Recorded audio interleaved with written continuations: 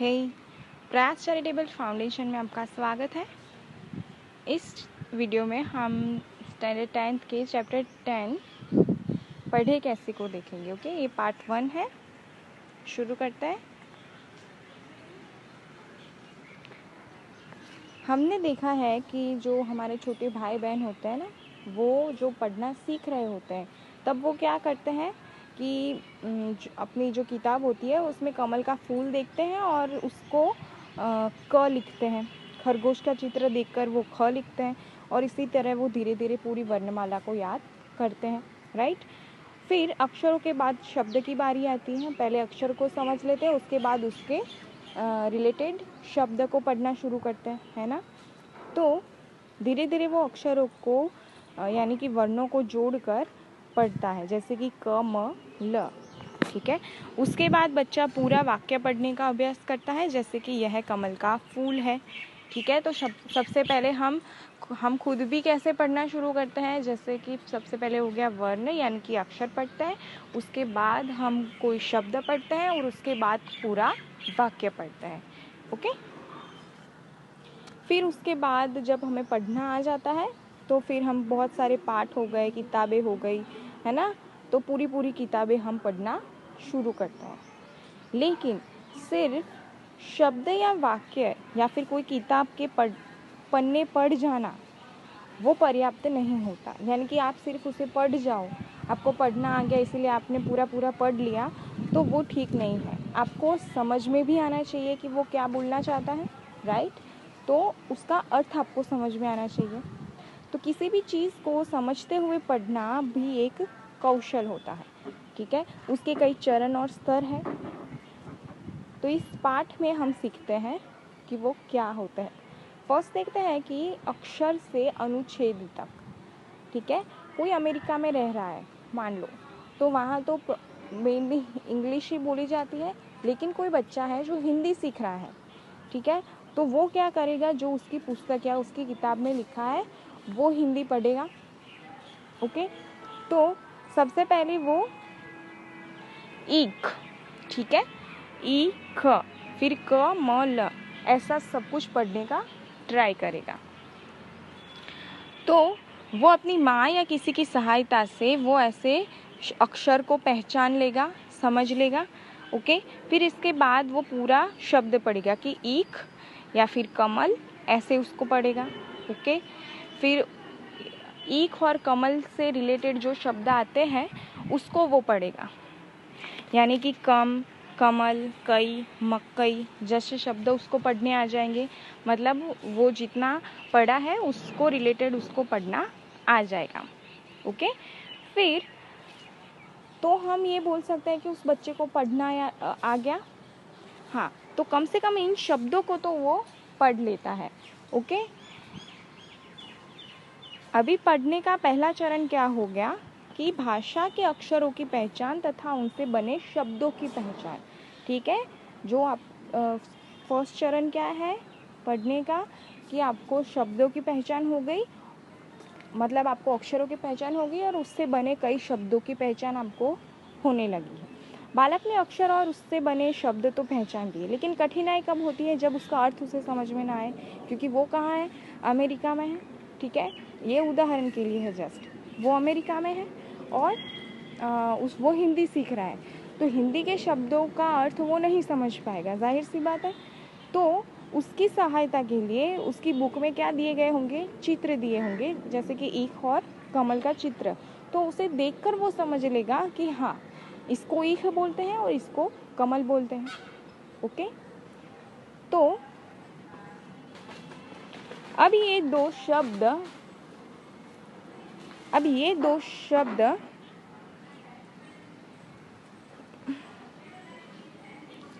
शब्द विद्यार्थी के लिए केवल शब्द नहीं रहते। वो ईख और कमल को अपनी आंखों से देखता है, मीन्स चित्र में उसको देखता है और समझ जाता है कि वो कमल है जो वो है वो एक फूल का नाम है, और जो ईख है उसे गन्ना बोलता है।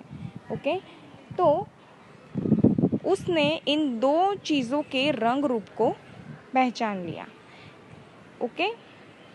अब पढ़ने के कौशल का दूसरा चरण देखते हैं कि शब्दों का अर्थ। दूसरे चरण के बिना पहला चरण अधूरा है।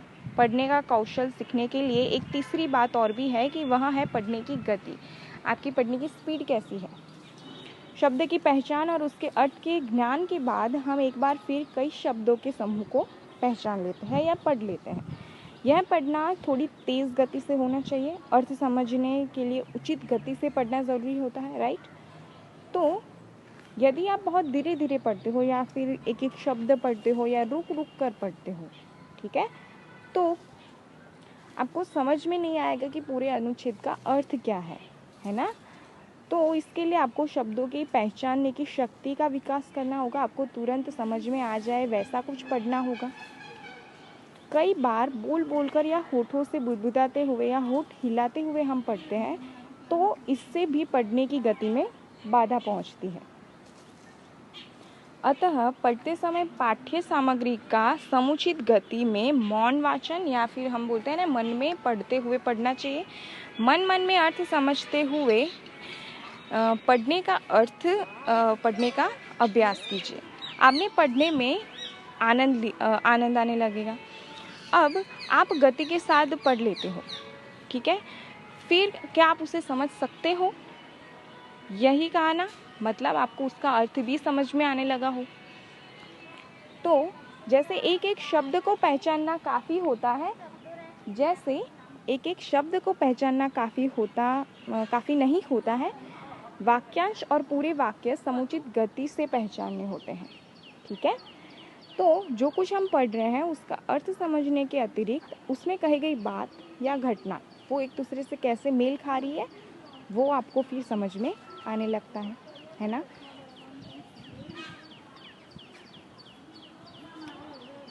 हम जानते हैं कि शब्दों को मिलाकर वाक्य बनते हैं, ठीक है, वाक्यांश को मिलाकर वाक्य बनते हैं। इन वाक्यों से मिलकर अनुच्छेद और कई अनुच्छेद के मिलने से कोई भी रचना तैयार होती है, जैसे कि लेख हो गया, कहानी हो गई या समाचार आदि हो गया। तो पढ़ने का अभ्यास हो जाने पर आप एक एक शब्द अलग अलग नहीं पढ़ते हो, आप पूरी लाइन एक साथ पढ़ते हो, रुक रुक कर नहीं पढ़ते हो और आप उसे समझते भी हो। ओके। पढ़ने की प्रक्रिया में सदा समझना शामिल रहता है। अगर आप कुछ पढ़ रहे हो तो स्वाभाविक चीज़ है कि आपको वो समझ में भी आनी चाहिए क्या अर्थ है, क्या बोल रहे हैं, राइट। तो पढ़ने की प्रक्रिया में समझना भी शामिल है। बिना समझे बूझे पढ़ने का कोई मतलब नहीं होता। आप घंटों तक बुक लेके बैठे हो, है ना, पढ़ रहे हो लेकिन आपको समझ में ही नहीं आ रहा है कि वो क्या बोल रहा है या फिर क्या पढ़ रहे हो, क्या कहना चाहता है आप, तो उसका तो कोई मतलब ही नहीं हो, आपका टाइम वेस्ट है। तो यह पढ़ने की प्रक्रिया का चौथा चरण है। अब आपने पढ़ना सीख लिया। सेकंड देखते हैं, चौथा 4 चरण हमने देखे। फिर आता है शब्द ज्ञान से अर्थ ज्ञान। पढ़ने के कौशल के संबंध में जो बात हमने सीखी उन पर विचार करते हैं। ओके। तो हम देखते हैं कि कविता या कुछ भी कहानी हम पढ़ते हैं तो उसकी हमें टिप्पणी दी गई होती है ना। तो जो हमारे लिए न्यू वर्ड्स होते हैं जो हमें नहीं पता होता या हम फर्स्ट टाइम देखते हैं तो उसको हम टिप्पणी में से देखकर समझ सकते हैं। फिर हमें वाक्य का अर्थ भी समझ में आने लगता है। तो टिप्पणी क्या करती है, हमारी हेल्प करती है, हमें आसान करती है, पढ़ने में आसानी करती है। ओके। तो ये पाठ को समझने में सहायक सिद्ध होती है। इसको पढ़कर हम उसका अर्थ भी समझ लेते हैं। ओके। जैसे कि यहाँ पे एक अनुच्छेद दिया गया है, उसको पढ़ते हैं कि आकाश में काले बादल छाए हुए थे, अचानक ही वे बादल छमछमा बरसने लगे। दरवाजे पर घंटी बजी। 8 साल की रीतु छमछमा करती हुई गई और उसने दरवाज़ा खोल दिया। उसका 10 साल का भाई सुंदरेश सामने खड़ा था। वह अंदर आया। वो सिर से पांव तक पूरी तरह से भीगा हुआ था और ये देखकर उसकी माँ एकदम से उस पर बरस पड़ती है। ओके। अब यहाँ पे हमने 2 बरस पड़ना देखा, ठीक है। एक तो बादल बरस पड़े और उसकी माँ भी बरस पड़ी। तो यहाँ पे बादलों के संदर्भ में जो बरसना है यानी कि क्या हुई, आकाश से पानी गिरा यानी कि बारिश हुई। ओके। और उसकी माँ के संदर्भ में जो बरस पड़ना था उसका अर्थ क्या था कि उसने गुस्से से उसको डांट लगाई। ओके, तो यहाँ पे 2 बरसना था, लेकिन वो दोनों अलग अलग संदर्भ में था, यानी उसका मतलब भी कैसा था, अलग अलग। समझ रहे हो? फिर नेक्स्ट क्या था कि वर्षा के संदर्भ में जो छमछमा था उसका मतलब था कि बारिश की बूंदें गिरने लगी है तेज़ी से, तो वो जो आवाज़ होती है टप टप, वो उसके संदर्भ में छमछमा था। दूसरा था उसकी बहन छमछमा करके दरवाज़ा खोल के आई, यानी कि वो उसके पैरों की पाजेब की आवाज़ थी। समझ गए? तो यहाँ पे हमने क्या देखा कि वर्षा अचानक होने लगी थी, इसलिए सुंदरेश जो घर के बाहर था वो वर्षा में भीग जाता है। जब वो घर आता है तो उसे डांट पड़ती है। इतना हम समझ गए, ठीक है, कि ये अनुच्छेद में इतना बोलना चाहते हैं। ओके, तो इसके अलावा हम इस अनुच्छेद में ना कही गई बातें भी समझ गए। कैसी? जैसे कि घटना कब की है, बरसात के मौसम की है, तो जाहिर सी बात है तभी बारिश हुई। फिर बारिश क्या थी, तेज़ थी, तो सुंदरेश जो घर के बाहर खेलने की आदत थी, तो मीन्स वो काफ़ी खेलने वाला लड़का था, तो जिस समय वर्षा आरंभ हुई घर का दरवाज़ा भीतर से बंद था, इसलिए उसकी बहन ने अंदर से खोला, और उसकी माँ को यानी कि सुंदरेश की माँ को उसकी सेहत की चिंता रहती थी, इसीलिए उसने जब उसको भीगते हुए देखा यानी भीगा हुआ देखा तो उसने डांट लगाई। ठीक है, तो ये ना कही गई बातें हमने समझ ली ऑटोमेटिक। तो जिस समय वर्षा आई सुंदरेश कहाँ था, घर के बाहर था। वो घर लौटा, वर्षा तेज थी इसलिए वो भीग जाता है। माँ नाराज़ हुई, क्यों? क्योंकि वो भीगा हुआ था और उसको उसकी सेहत की चिंता थी कि वो बीमार ना पड़ जाए। ठीक है, तो इस तरह से हम बहुत कुछ अपने हिसाब से निष्कर्ष निकाल सकते हैं। ठीक है, तो ये सब कुछ पढ़ते हुए आपको इस प्रकार का कोई व्यक्तिगत अनुभव यानी कि इस प्रसंग को पढ़ के, इस पैराग्राफ को पढ़ के आपको खुद का कोई ऐसा कहानी याद आ गया हो, आपके साथ कुछ ऐसा हुआ हो, तो आपको जाहिर सी बात है कि आपको खुद को भी हंसी आई होगी, है ना, कि मैं भी एक बार ऐसे भीग गया था और मम्मी ने मेरे को डांटा था या पापा ने मेरे को डांटा था, राइट। तो ये निष्कर्ष या ये मूल्यांकन या आनंद उठाना, पढ़ने और पढ़े हुए अंश का अर्थ समझने की जो प्रक्रिया है उसको हम 5वां और अंतिम चरण बोलते हैं। ठीक है, अभी पूरी तरह से पढ़ना तभी होगा जब आप पढ़ी हुई सामग्री या कही गई बातों या विचार या भावना या फिर कोई घटना है उसको पूरे आनंद के साथ पढ़ो और उसको समझो। ठीक है, तो यहाँ पे हम 5 अंगों को फिर से देख लेते हैं। ठीक है, 5 चरण को।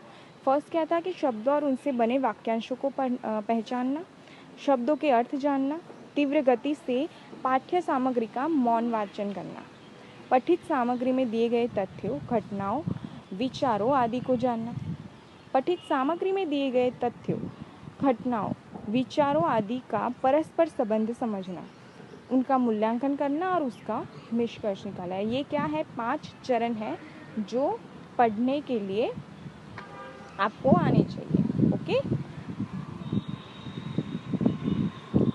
तो इस संबंध में एक और बात है कि आप और हम ढेर सारी पुस्तकें पढ़ते हैं। हम समाचार पत्र पढ़ते हैं, कहानियाँ पढ़ते हैं, व्यंग और वैचारिक लेख पढ़ते हैं, कविताएं भी पढ़ते हैं, बहुत कुछ पढ़ते हैं ना। तो उसकी भाषा क्या होती है? हिंदी होती है, किंतु शब्दों के अर्थ विभिन्न संदर्भों के अनुसार होते हैं, उसके प्रयोग भी भिन्न होते हैं, शैली भिन्न होती है। हम बहुत सारी शैली को देख चुके हैं और इन्हें सही प्रकार से पढ़ने और समझने के लिए विभिन्न स्तर के पठन कौशल की आवश्यकता होती है। ओके, विभिन्न प्रकार और विभिन्न स्तर की अधिक से अधिक सामग्री को पढ़ने या समझने के योग्य बनाने के लिए पढ़ने का अभ्यास होना चाहिए। आपको पढ़ना आता है तो आपको कितनी गति से आता है वो भी आपको समझ में आना चाहिए। तो इस अभ्यास के लिए विभिन्न प्रकार की सामग्री इस पुस्तक में हमने देखी, जैसे कि कहानियाँ, कविताएं, दोहे, लेख। ठीक है, हमने बहुत सारे दोहे भी देखे, तो इस तरह की सामग्री देने का उद्देश्य है कि पठन कौशल में हम सक्षम बने, जिससे हम अपने भावी जीवन में जो कुछ पढ़े उससे बिना किसी की सहायता से भी पढ़ सकें। ओके, तो फिर हम इसे आगे कंटिन्यू करते हैं। नेक्स्ट हम देखेंगे पार्ट 2 में आगे। ठीक है, बाय बाय।